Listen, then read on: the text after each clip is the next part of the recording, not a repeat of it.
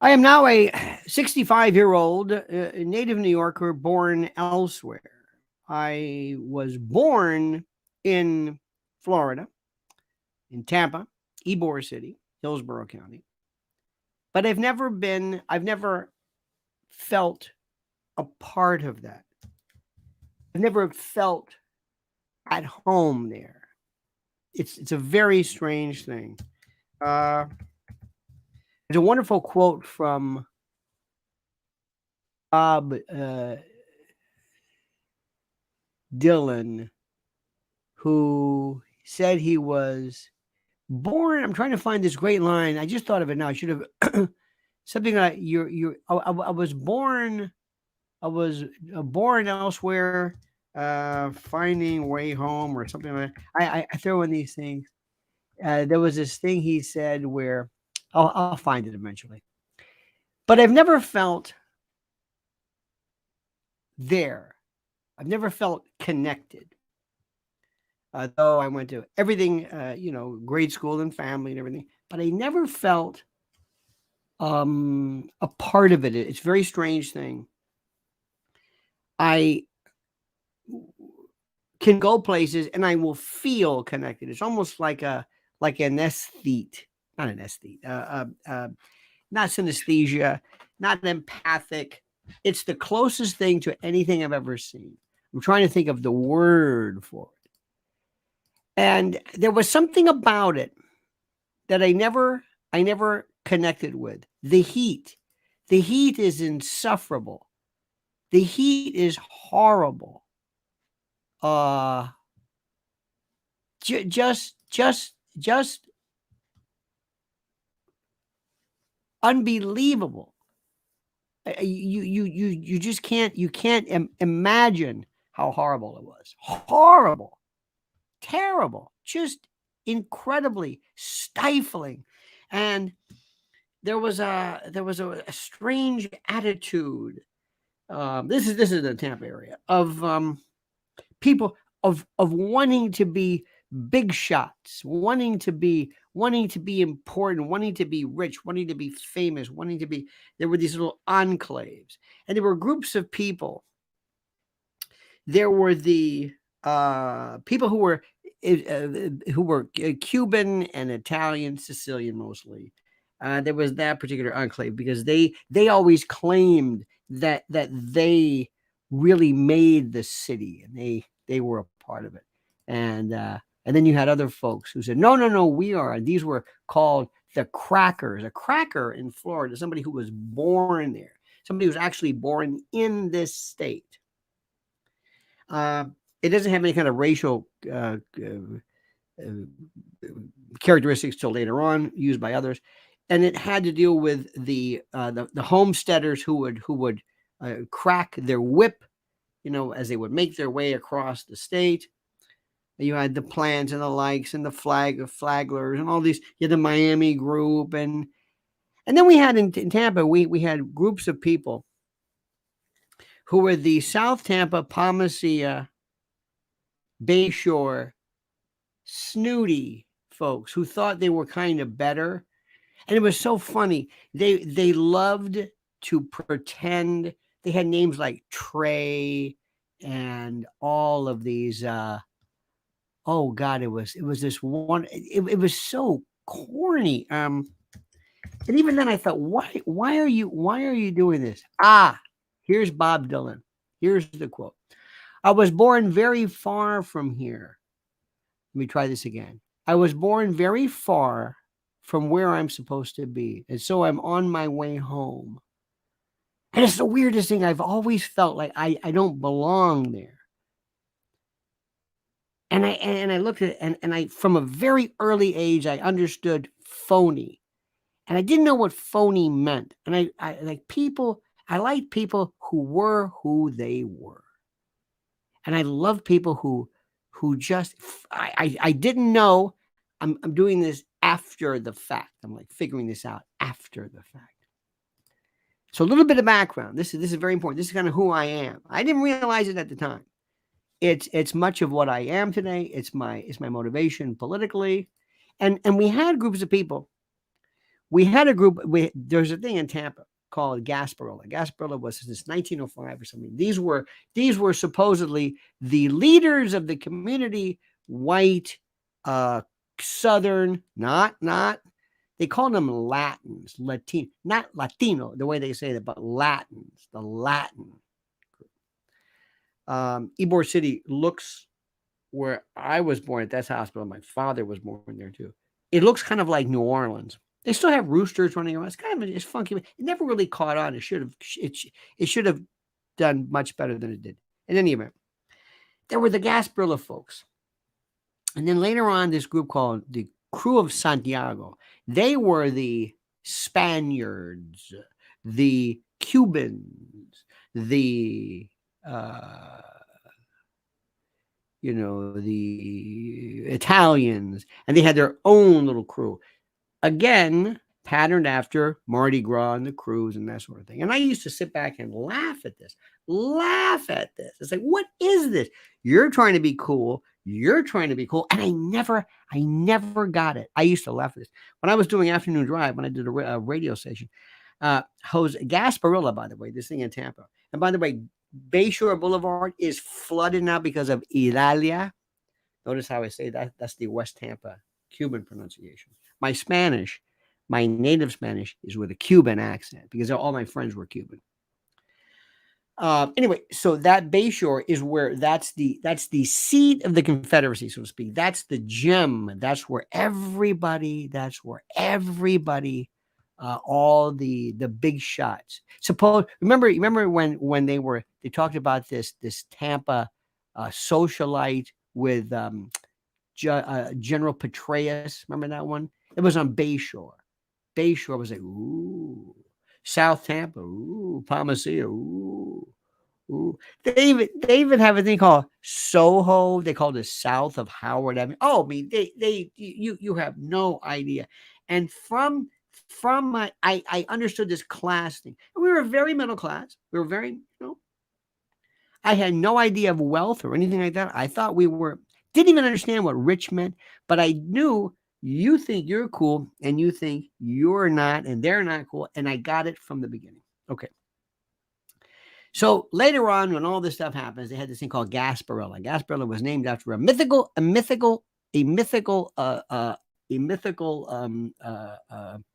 pirate named Jose Gaspar, who raped, pillaged, and robbed. And when he was apparently caught, this is the myth. When the Armada or something came to arrest him, he wrapped himself with anchor chain and threw himself off of a boat and drowned, much like that drug fellow who was unceremoniously tossed into the drink that the Daily Mail had highlighted. In any event, so it's called Gasparilla. So I came up with something called Manzanella, named after Charles Manson. And I would constantly make fun of these people because they were haughty and pretentious, and they thought they were. And when we were kids, we would sit along a couple of times around Bayshore, and these the fathers. I don't want to say white, but it wasn't white, but it was like they were crackers. They were, Southern types. Names like like the Great Likes family, and there was a fellow. I'm not going to mention his name, but he was Italian, and he anglicized his name because he wanted to reject any kind of Italian lineage. Anyway, they would walk up and down, drunk out of their mind. They had they had 38s. They had actual guns with blanks in them, and they would bah, bah, bah, bah, and they would fire them. And you're kids, and these pirates would walk by you, and then they would take the hot lead and throw them. And they would love to see black kids jump, and it was just weird. The whole thing was weird, and I never connected, never. It's like you're full of it, and then the Latin folks, they came up with their thing, and they're walking around, and I never felt. I was born very far from where I'm supposed to be. And so I'm on my way home. And then when I was a kid, we'll get to this in a moment. But this is if you're interested, I hope you are, because you're going to hear this no matter what.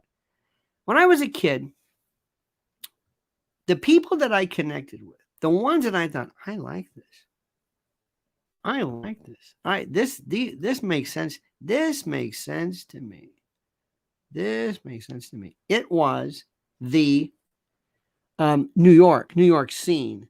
Merv Griffin and even though Mike Douglas was, I think he was Cleveland or whatever. But the point is, I would watch these New York and watch New York attitude and New York this and New York the driving of the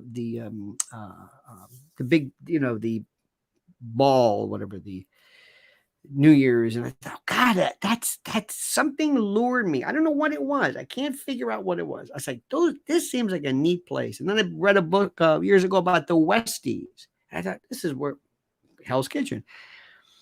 And I always felt here. So when decades ago, when I relocated or came here, I felt apart.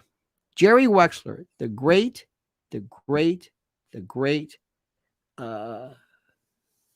Atlantic Records impresario producer. He was a great friend of mine. He had the greatest vocabulary of anybody you ever could imagine. And he said to me, because he eventually lived in Siesta Key in Florida. He said, "You're from Tampa?" He said, "No." He says, "You were a lock slicer born 100 years ago on the Lower East Side." Always felt a part of this. So as I look now, that was a long way to get there. As I look at what's happening right now to Florida, I see this thing. And I see this feeling. I had it this morning. And I've been saying this. I remember saying this to my father, and we would watch this. And even before anybody even remotely thought of this, even before anybody even said this stuff, I said, God has told you this is where hurricanes are. Here, they're here, historically, here. In Tampa Bay, which people refer to, Tampa Bay is, you have that's Hillsborough is inside, that's Tampa. And then there's Tampa Bay, and then you have the Pinellas County, St. Pete, Clearwater, Pinellas, and all this stuff. But Tampa Bay, if you go to Davis Island, where Derek Jeter had his home, if you go to the intercoastal waterways around Paso Grill, which I love that area, you can literally, and I'm using this word correctly, literally, here is your your dock or whatever it is, your home, and here's the water. Any storm surge, anything, you're gone. You're gone. And they've been doing this forever. And I'm not saying it's their fault. I'm not saying, but I never understood. Do you know what's going to happen? Do you know what's going to? And by the way, in the old days, it was like if you're inland, you have nothing to worry about. Not anymore, because these things are. They all used to hover around the coast, but I used to always say to myself, "Why are you doing this?" In 1989, 88, 80, whatever the hell it was, the earthquake, Giant Stadium. Remember that? Remember the Bay Area, the East Bay Bridge that fell? It was the earthquake during the World Series. And people were saying, why did this happen? Why is there earthquake? Why are there earthquakes? Why are there earthquakes in San Francisco? They said, because of the gays. Remember that they said that? And I always said, no, God said, this is where you've known about this. What do? You build on hills and why do you do this? Why do you do this? What do you think is going to happen? There were hurricanes forever. And in Florida, the weather is just, listen, there's a thing you got to understand. If you're a real native, a couple of things you know. Number one, first time of lightning, the Floridian's inside. He's inside. He doesn't even go out there. A real Florida cracker, a real native. He's inside. Don't even mess with it. Because I know two people who were hit by lightning. People said, your chances of winning the lottery are the same as being hit by lightning. No, people get hit by lightning all the time. I don't know what you're talking about. They always say that Tampa Bay, the area, is the lightning capital of the world. No, it's actually Java, but anyway, but it's lightning. Lightning like you can't believe. Lightning where the house shakes. Lightning where, dear God. I took a friend of mine from one of my best pals, born in the South Bronx. We went to the area. And he said, "What is this?" I said, "Oh, it's going to rain." He goes, "No, this is like in the morning. It's black. It was just a storm, just the thunder, just a storm. No, nothing. Just he couldn't believe what he saw. And from that time, we have been going through, and I'm watching this ceremony of weather, and I want to talk to you about weather. Why we do this, why we mess with it, why we challenge it, what is different about it now. The media coverage, they haven't changed. They have the guy in the parka with the suit, with the name, with the channel, and they're telling you, don't come out in the storm surge. What are you doing? And then every now and then, because of the internet, we would see the fake coverage. You see the person. Remember the woman in the boat? Remember the time she goes, well, the waters are terrible. And somebody's walking along. You always see this because media are, plural noun, schmaltz. They want to go out for their Emmy reel. They want to go out. They want to hang onto a pole. They want to do this. And weather in particular, it goes back to a primordial kind of an anthropological thing about weather that mankind has always been fascinated by. Always. It's what we do. We still do. And we don't understand it. And what we are seeing now is like nothing anybody has ever even imagined. And yesterday when I saw this, when we were kids, there was a place, Publix was like the store. Publix is closing at 5. This is closing. Stay home. Don't go out. There's no basements, so there's no flooding. My aunt had a basement, one of the only ones I think in because of the low water. People are there, and I'm asking friends, do you have? These are lifelong Floridians, crackers, Florida crackers, second, third generation. And I said, are you prepared? That's right, because I'm going to do this right now because I've never seen anything where commerce and opportunity and reality are intersecting. This is about prepare with Lionel. I said, what are you doing right now if you can't get to a store for 30 days? And the reaction was like, 30 days? That's impossible. Okay. 2 weeks. 2 weeks. In their mind, they had this idea that no, this is, and I said, what are you? This is the Biden administration. All the rules are over. We can't figure out genders anymore. We don't know nothing. Everything is up, is down. We got a president who's facing the dock, who's facing prison. We have another 250 million to Ukraine. This is you. There is some sick, you know what, who would love to see. I wonder what they would do. What would do if we had things closed for 30 days? And that's why we're prepared with Lionel. They've got 3-month emergency food supplies. 3 months. And you can divvy it up. You can figure it out. It's recommended per person, but you just go look at this. This is the thing that I am. It's like not wearing seatbelts. Well, today you have to wear seatbelts. But the point is, there was a time when I was a kid, there were commercials about people who would not wear seatbelts. Well, it'll wrinkle my dress. And I said, what? How people look at risk, I have no idea. People who smoke. Remember in the old days? Well, if your numbers up, but it calms me. It's good for you. My grandfather smoked Chesterfields, and people would. So today I'm awash, and I'm being very nostalgic and looking at what was where I know these people, but I'm thinking they don't get it. Plus, there's a bunch of new people in Florida. They don't get it. They don't understand it. You have not seen anything like this. When we were kids, everybody would throw stuff into the pool, even if you didn't have a pool. You got furniture or chairs, throw in the pool, right? Because they're going to go. It's what gets thrown.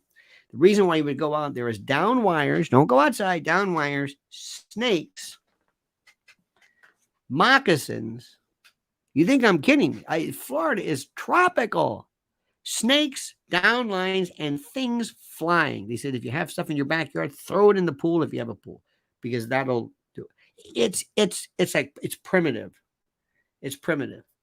And homes are not hurricane proof.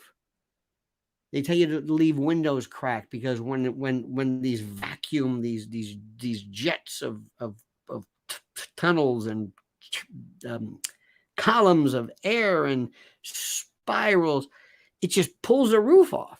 I mean, it's just the most incredible thing in the world. And they don't know this. There's no, hi, welcome to Florida. Have a nice day. Oh, by the way, here's your tutorial. And you would think with YouTube, people would know what to do. They don't.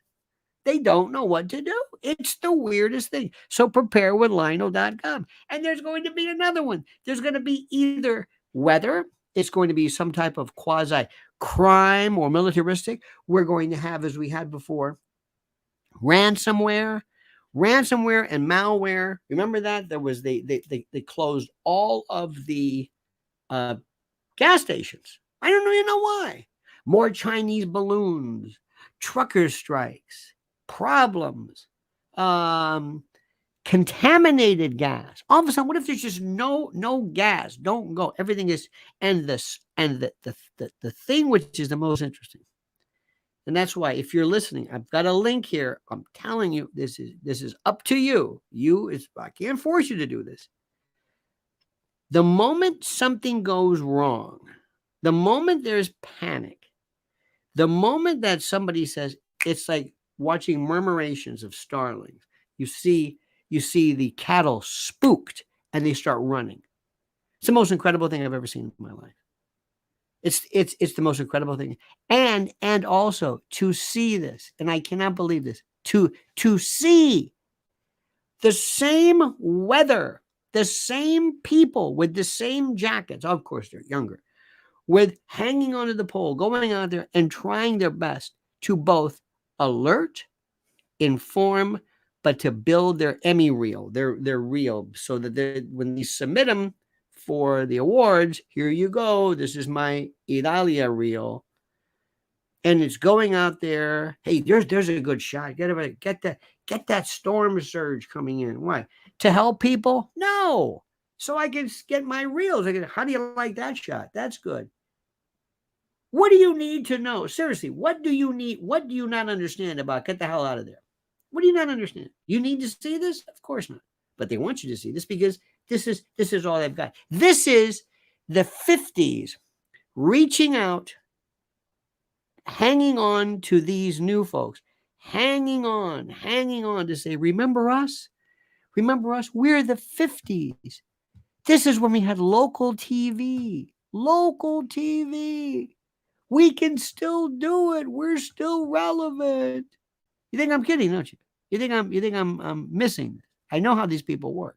Right now, there is a move. You have no idea in the move. AM radio itself, they don't know what's happening. And you're having this onslaught of people who've never been news directors, never been journalists, never been anything.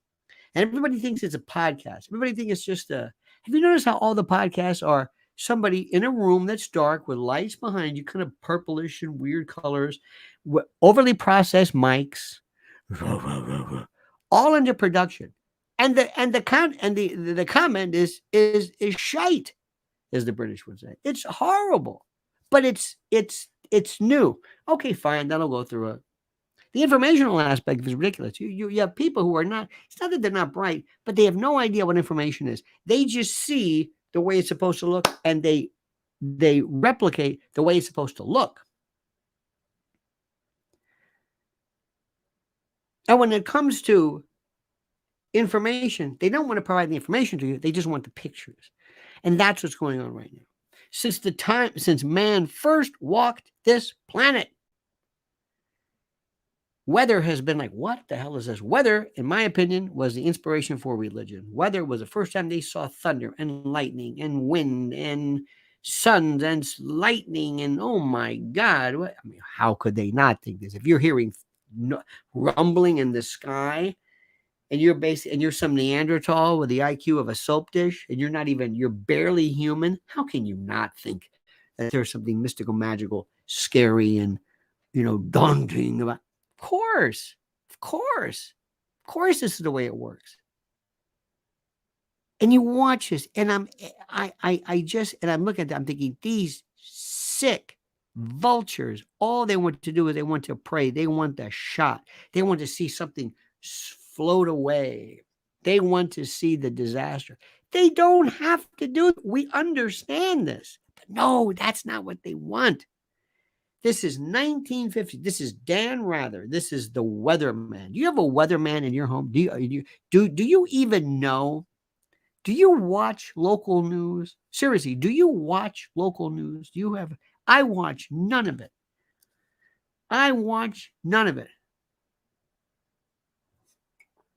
It's just the worst. It's the worst. And weathermen have always been the yucky, roly-poly friend. Oh.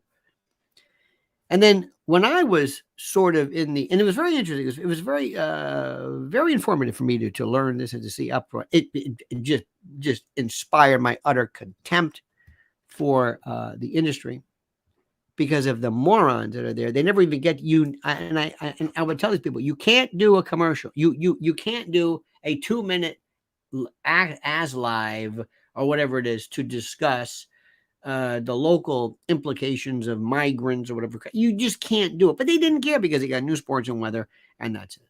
They didn't even care whether you knew. They didn't care. How did it look? How was a shot? How was a frame? How did I look? How was it? And they sit in a truck all day long, and they're typing away on what? For the one shot, for this 1 30-second nothing. They are there for 8 hours sometimes. They meet in the morning and they have their assignment. I'm going to go out there. I'm going to go out to the school. What are you doing? What is the point of this? Well, I'm going to be out there at the school. Are you going to talk to anybody? You're going to be on for a minute and a half, maybe. Why are you even going to this school? Because of the way it looks. But what are you saying? I'm not saying anything. Who cares what I'm saying? I'm there. I'm at the school. I'm at Yankee Stadium. I'm on the flooded Bayshore Boulevard. And again, part of my contempt, part of my this is when I realize, I go, how stupid this is. How stupid.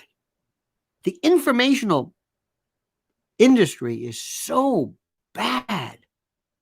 You don't know anything. You got to know where to look. I was listening to something this morning. I'm going to do it on my private channel, because I wouldn't dare do it too. It's called Internalized Ableism, the Neurodivergent, Autism Spectrum Disorder, Asperger's. It's just so much great stuff. And I was watching one of my favorite people. This is Sabine Hassenfelder. This is this physicist, and she did one of the best ones ever on autism, and how people are in love with neurodivergence, and there is a social contagion to it. And a lot of people are saying, no, you're not autistic. No, you're not autistic. You're not autistic. No, this is not a good thing. It's not a bad thing. It's not, but it's part of this psych word salad stuff. Anyway, it is fantastic. And I get to vote all the time I want to it. That's what I want to talk about. Well, good luck with that one. And you know why? You know what the number one problem with that is? The time. Too much time. God bless Lex Friedman. God bless Joe Rogan. God bless a lot of people who are putting long form, an hour and a half, into things like the history of hallucinogenics and licking frogs or whatever it is. Thank God they're pulling people back into this stuff, because we're in a tug of war. We're seeing the death throes of conventional prototypical this heritage TV, and which is just horrible. And this newfound, and I will take the new streaming media in with all of its warts, all of its problems, all of its whatever, the very fact that for the first time in a long time, people are now being inspired to produce their own version of whatever reality is. Okay, and I think it's incredible.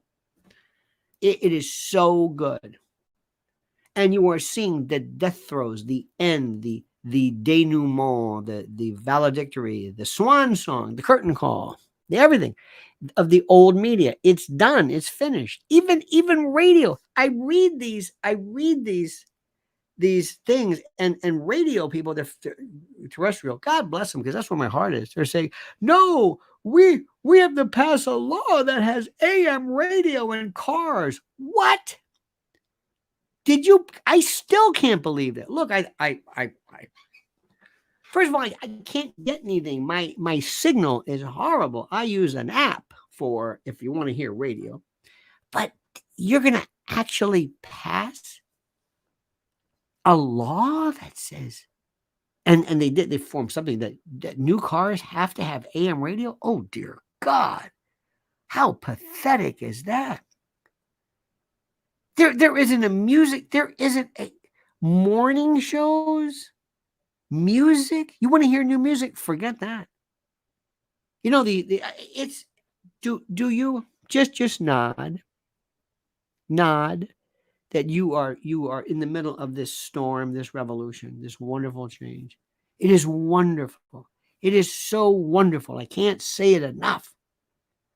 We need so many people out there like you to come up with your own channel, your own. I don't know why people don't do it. I don't know.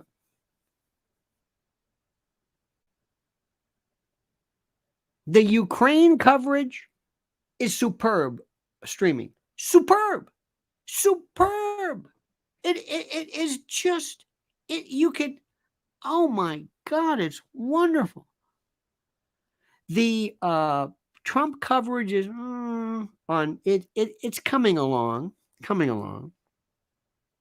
But the very fact that somebody, I don't care who they are, I don't care if they're 10 years old or 20 or 40 or whatever, it doesn't really matter. The very fact that they're putting together something and they want to talk about whether or Trump or and by the way, for the longest time I've been saying we need to teach people how to cook. Cooking by virtue of streaming is now so important and so important. You can learn anything online. Anything.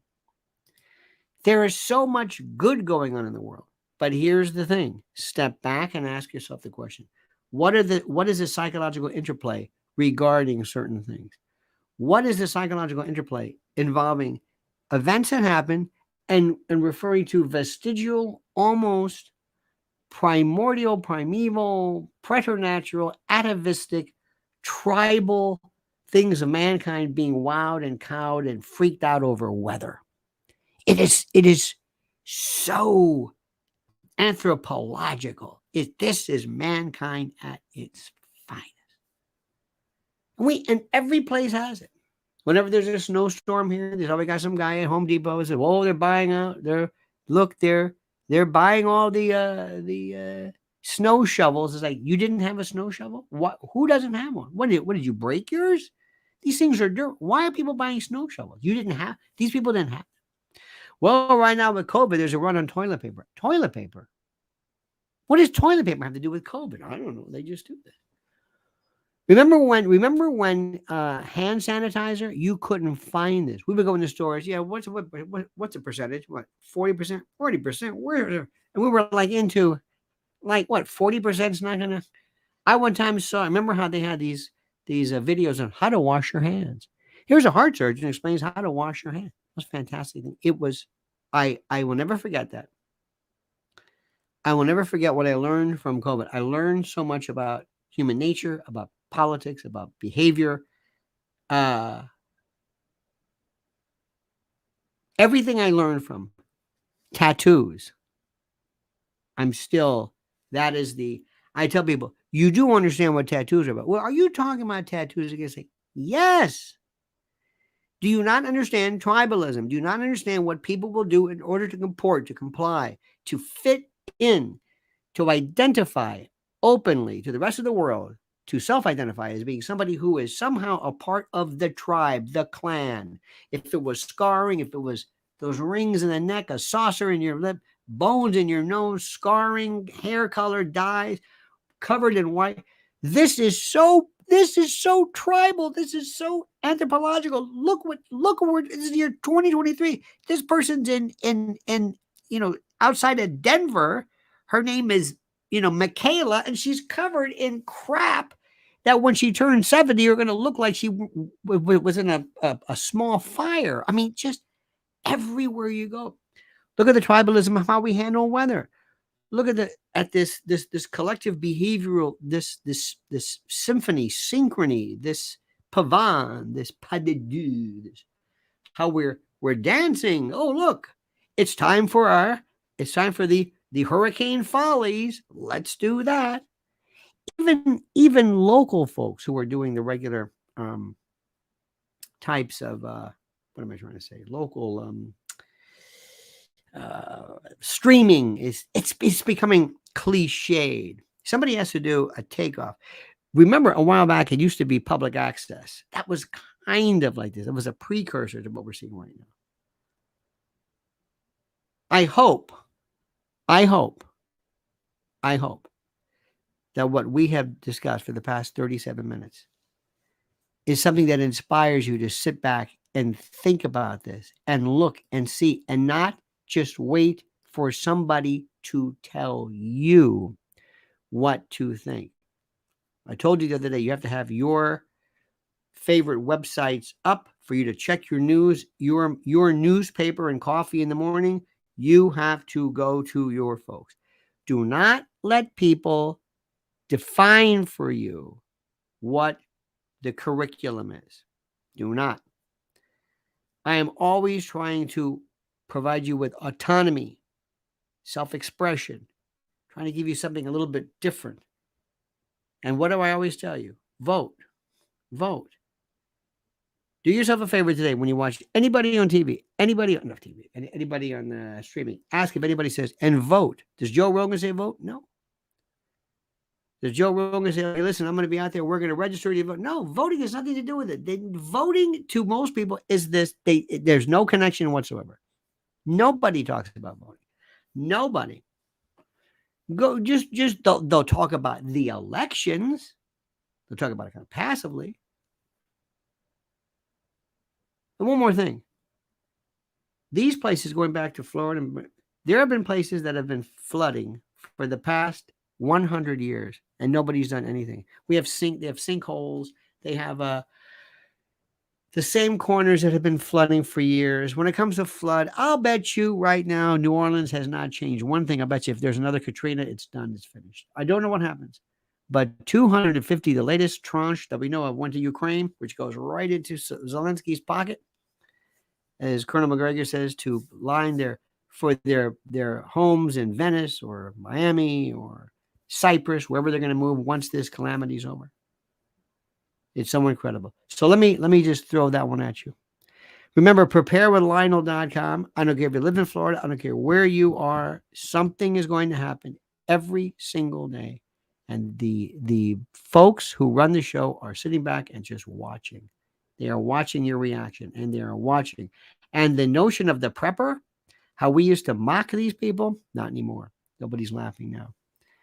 Okay, dear friends? Okay, make sure you do me a favor. Please follow Lynn's Warriors. Great stuff at Lynn's Warriors. Follow her on Twitter at Lynn's Warriors. She did a great interview yesterday. Watch this. Watch yourself. Listen to what's going on. She is the authority on this. Follow her on YouTube at Lynn's Warriors also. Okay, you got that one? You got that one? And don't forget to subscribe. All right, dear friends, have a great day. Don't ever change. One more time. Preparewithlionel.com. I don't know. Something is telling you, get ready. And by the way, not just that, is your home safe? If you have to leave, do you have weapons there? Do you have them secured? What are you going to do? If you had to leave for whatever reason, do you have everything secured? What about weapons? What about cash? What about gold? Whatever. Have you thought about? Have you thought about what do you do? Of course not, because that would be prepping. Well, you better start prepping now, my friend, because if you don't see what's happening, you're not paying attention. All right, dear friends, see you tonight. I got a whole bunch of more videos coming up. And I got a new one coming up about what nobody gets about Tucker Carlson. I do a nice little psychological review of Tucker, who's fascinating, but not for the reasons you might think. All right, friends, see you tonight at 7 p.m. Don't ever change. I mean that sincerely. And don't forget these words. The monkey's dead. The show's over. Sue ya. Ta-ta.